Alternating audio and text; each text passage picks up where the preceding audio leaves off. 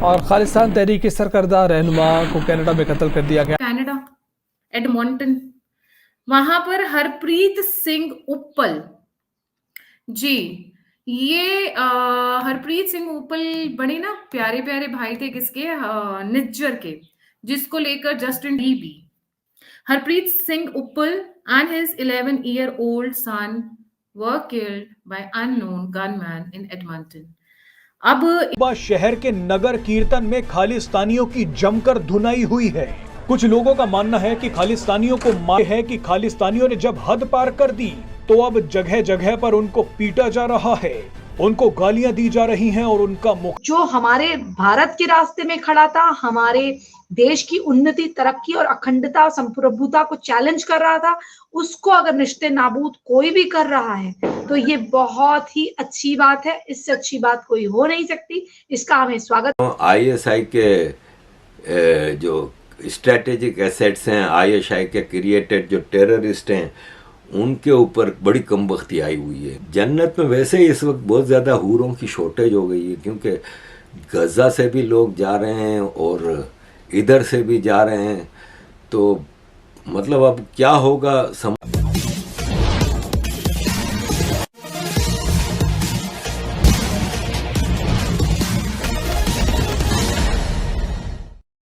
जिस कनाडा में खालिस्तानी सबसे सुरक्षित महसूस कर रहे थे, अब वहाँ भी वे चुन चुन कर मारे जा रहे हैं। हालांकि जब निर्जर की हत्या हुई थी तो वहाँ के प्रधानमंत्री जस्टिन ट्रूडो ने भारत पर उंगली उठाई थी, लेकिन उसके बाद अब इंडिया के मोस्ट वांटेड खालिस्तानी जो कनाडा में बैठा हुआ है उप्पल, उसकी हत्या कर दी गई है। अब कनाडा के प्रधानमंत्री किस पर उंगली उठाएंगे? यही नहीं, अब तो उन्हें सड़क पर हिंदू दौड़ा दौड़ा कर पीट रहे हैं। आगे की कहानी सुनते हैं। कनाडा, एडमंटन, वहां पर हरप्रीत सिंह उप्पल जी, ये हरप्रीत सिंह उप्पल बड़े ना प्यारे प्यारे भाई थे किसके, निज्जर के, जिसको ले की गई है, कभी भी छोटा बच्चा नहीं आया। So I think this is something which can be ignored because they don't have a track record of this kind. Now cocaine and drug possession, क्या बात है, देखिए ना, तभी इंटर गैंग राइवलरी भी हो सकती है। ड्रग पोजेशन का बहुत ही बढ़िया काम करते थे, थोक के भाव बेचते थे। वैसे भी वेस्ट में इस वक्त और गजेड़ियों की कमी नहीं है। Then second thing that he used to do was, this is interesting, trafficking, human trafficking, ये इनका एक सबसे बड़ा धंधा था। उसके बाद illegal possession of body armour, मतलब वेपन्स। तो ये जो हरप्रीत सिंह उप्पल हैं, ये इस वक्त मैं ये तो नहीं बोलूंगी रब के पास में, क्योंकि गलत हो जाएगा, ये रब के पास में नहीं जा सकते हैं। ये गए हैं 72 हूरों से मिलने के लिए, क्योंकि these people, most of them are brain washed, they are more Muslim than even the Muslims themselves. This is a fact. Yes, उस शहर के नगर कीर्तन में खालिस्तानियों की जमकर धुनाई हुई है। कुछ लोगों का मानना है कि खालिस्तानियों को मारने वाले भी खालिस्तानी हैं, या फिर वो सच्चे सिख जो अमेरिका के गुरुद्वारों पर खालिस्तानियों के कब्जे से परेशान हो चुके हैं। सोशल मीडिया पर कई लोग दावा कर रहे हैं कि युवा शहर के नगर कीर्तन में भारत के खिलाफ गलत बातें बोली जा रही थी, हिंदुओं के खिलाफ जहर उगला जा रहा है। पैसे और वर्चस्व की लड़ाई में खालिस्तानी सिख धर्म का इस्तेमाल कर रहे हैं और इस पवित्र धर्म को बदनाम कर रहे हैं। लोगों का मानना है कि कट्टर खालिस्तानियों की कीमत कहीं ना कहीं अब आम सिख को चुकानी पड़ रही है कि खालिस्तानियों ने जब हद पार कर दी तो अब जगह जगह पर उनको पीटा जा रहा है, उनको गालियां दी जा रही हैं और उनका मुख हो रहा है। जैसे भी हो रहा है, हमारा मकसद पूरा हो रहा है। हमारे लिए जो करा जा रहा है, जो हमारे भारत के रास्ते में खड़ा था, हमारे देश की उन्नति, तरक्की और अखंडता, संप्रभुता को चैलेंज कर रहा था, उसको अगर निश्चित नाबूद कोई भी कर रहा है तो ये बहुत ही अच्छी बात है। इससे अच्छी बात कोई हो नहीं सकती। इसका हमें स्वागत। अगर कोई खालिस्तानी भारत को बर्बाद करने का मंसूबा तैयार कर रहा है, कुछ गलत सोच रहा है या हमारे धर्म की हानि कर रहा है, तो उसका पतन निश्चित है और वो निश्चित ही होगा। ऐसे नहीं तो ऐसे भगवान अपनी लीला अवश्य दिखाएंगे। और अगर गवर्नमेंट भी लीला दिखा रही है तो बहुत अच्छी बात है, या कोई हमारा दोस्त, हमारा मित्र उसके थ्रू आउटसोर्स हो रहा है तो फिर भी अच्छी बात है।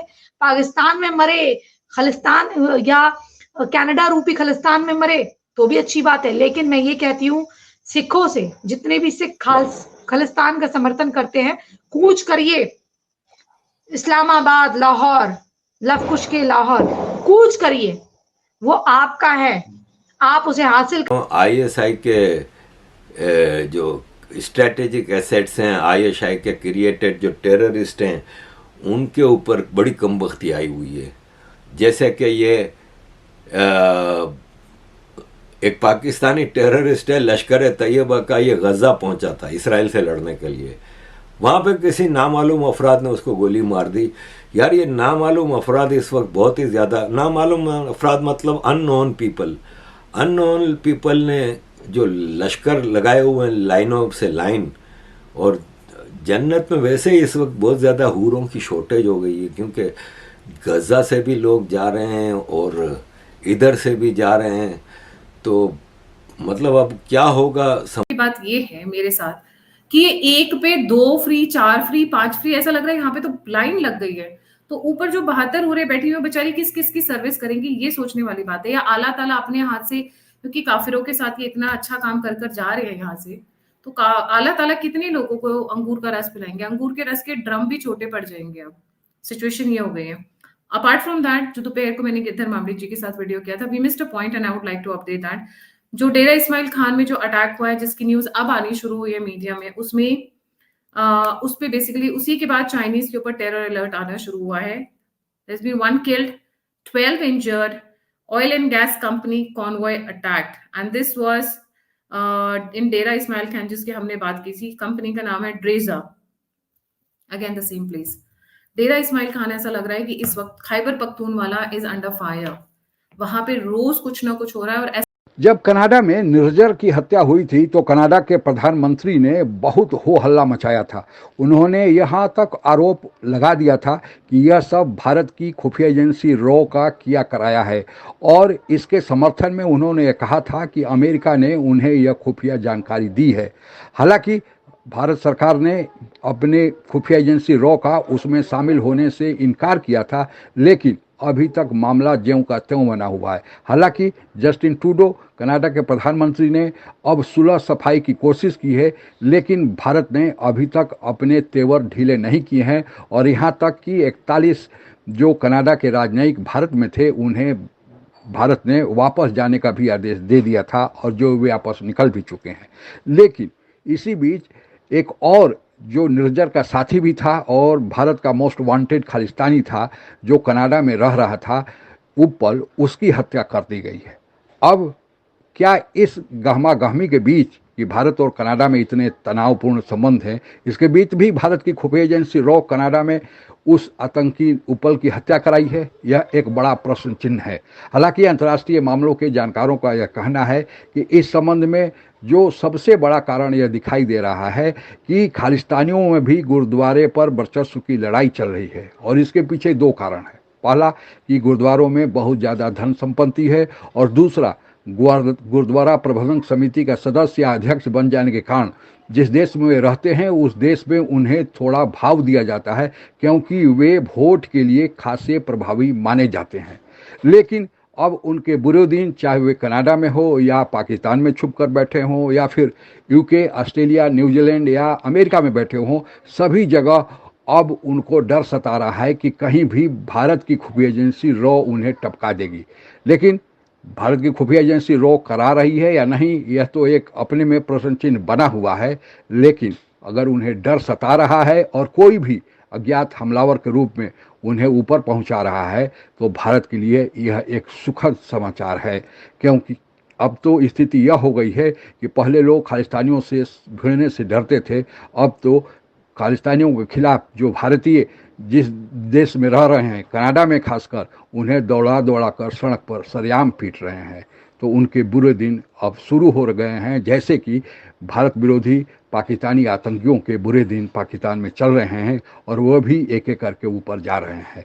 आज के लिए बस इतना ही। जय हिंद। आप अगर हमसे जुड़ा रहना चाहते हैं तो कृपया मेरे चैनल को सब्सक्राइब करें तथा बेल आइकन भी दबा दें, ताकि नई वीडियो की जानकारी तुरंत आप तक पहुंच जाए।